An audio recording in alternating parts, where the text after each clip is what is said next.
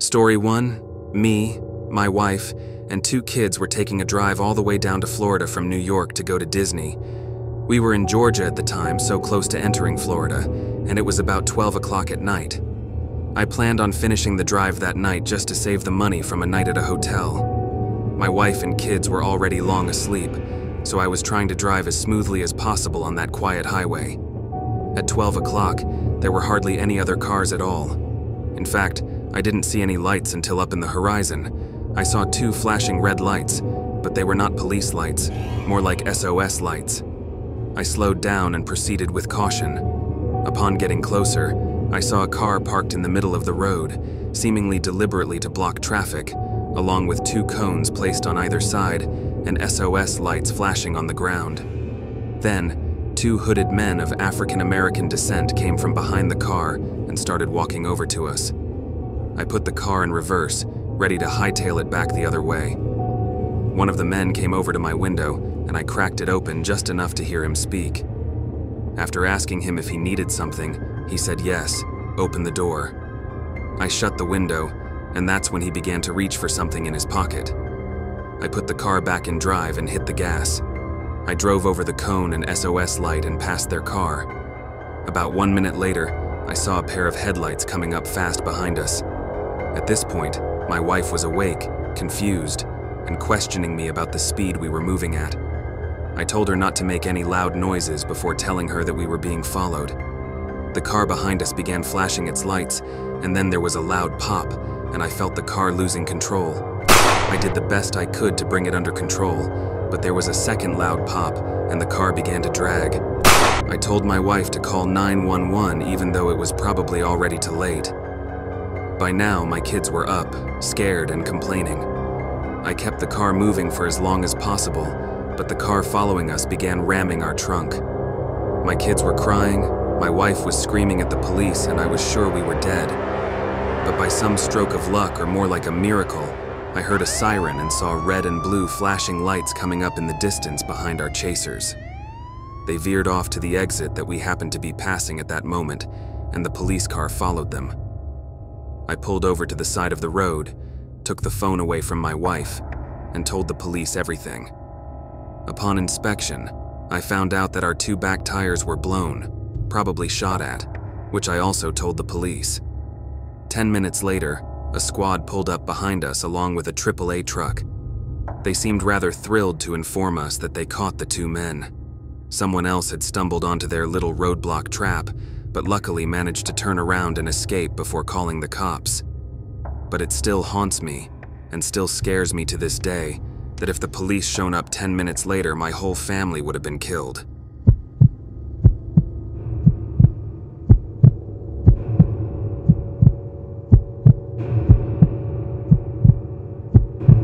Story 2. This didn't happen to me, this happened to my mom and dad about 5 years ago. My mom and my dad went to Orlando for their 2-year anniversary, and we were pretty well off with money, so my dad got a suite for the night. They arrived in Orlando, and they checked into the hotel, and when they got into their room, they both smelt a bad odor. My dad searched the room for the smell.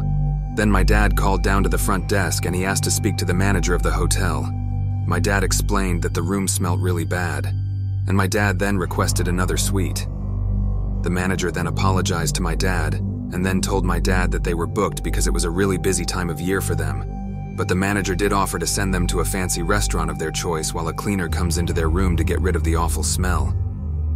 After some convincing, my mom finally agreed. So her and my dad went down to the fancy restaurant, they had a nice dinner and had a few drinks.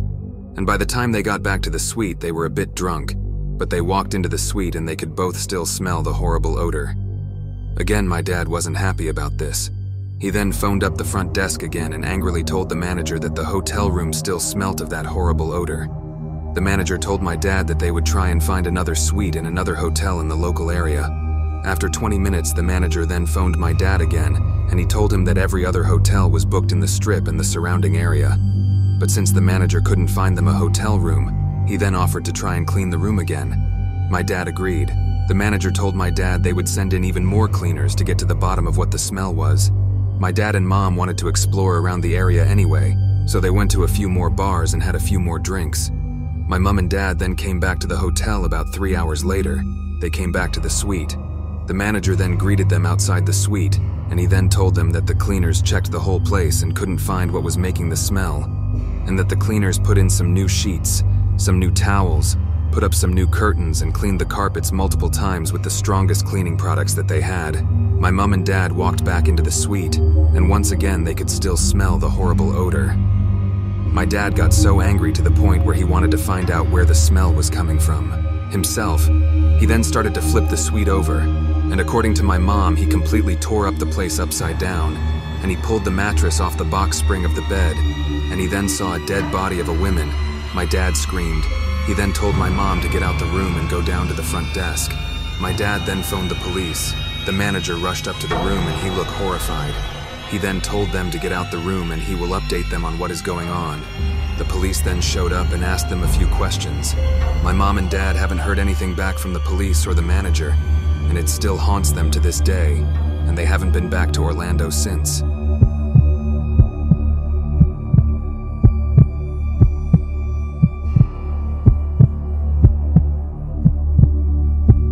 Story 3. It was a few weeks ago that I took a trip with my wife, Sarah, to a top-of-the-mountains resort a few hours out of town. Out of respect for the family-run resort, I won't be mentioning the name. It was a couples weekend, so the itinerary was heavily catered to adults rather than its usual family orientation. The resort had a very old-fashioned, country-ish feel to it. Everything was built from wood. Our room was huge. It was actually 2 rooms combined into one, with the door that usually separates the two having been left open. The first night was actually a singles mingle night in the basement club, just below the dining hall, even though it was meant to be a couple's weekend. So we just played some late-night shuffleboard, conversed with a few other young couples, and drank at the bar for a bit while listening to an amateur musician playing guitar up on the stage. When we got back to our room at around 12:30, there was a rather disgusting smell. A new smell that wasn't there earlier. It smelled kind of skunky. Sarah playfully smacked my chest and accused me of smoking pot. However, I assured her I hadn't even done so since I was in college. Sarah went to the front desk in the main building and requested a different room. They denied the request as most of the rooms were booked, but they did send someone up to our room who agreed it smelled funky in there. The smell was mostly coming from the attached extra room that we weren't sleeping in. He offered us a partial discount to our bill for the inconvenience and sprayed some FZ from the closet around the room. We took his suggestion to keep the door separating the 2 rooms closed, as a skunk might have gotten into the other room. We went to sleep shortly after, or at least tried to, as a few minutes after turning out the lights, Sarah and I both heard a consistent thud-like sound every few seconds coming from the left of the bed in an adjacent room. We tried to ignore it and just waited out, hoping it would stop, but it just became too annoying. I was sure it was some kind of rodent making the noise in the next room over. I took a broom as a weapon and went into the connected room. I checked in the closet and under the bed, nothing. The sound had stopped as well.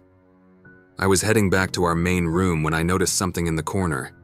I didn't turn my head fully, in fear of what I knew I was going to see, but through my peripheral vision, I saw a very tall, black figure-type object in the corner of the room. After locking the door connecting the 2 rooms, we once again phoned the front desk, and they immediately sent the owner of the resort up with a gun.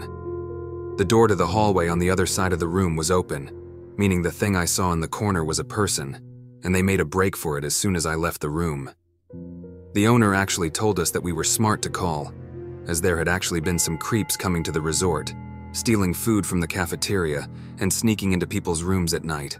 Thank you guys for watching. Remember to subscribe, like, and follow my other socials down below, and send your true stories to my email down below.